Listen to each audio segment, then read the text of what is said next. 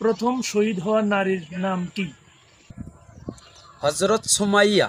কোন শাসক ইব্রাহিম আলাইহিস সালামকে আগুনে নিক্ষেপ করেন? অত্যাচারী শাসক নমরুদ। সর্বপ্রথম আজান প্রদান করেন কে? হজরত বিলাল রাদি আনহু।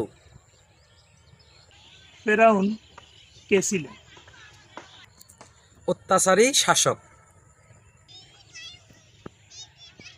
কোন নবীকে কাল হাসরের ময়দানে শাফায়েত দান করার ক্ষমতা দিলেন? রাসূল সাল্লাল্লাহু সাল্লাম কে? মুসলিম জাতির পিতা কে ছিলেন? হজরত ইব্রাহিম আলাইহিস সালাম। কোন দুই নবীর স্ত্রী জাহান্নামী?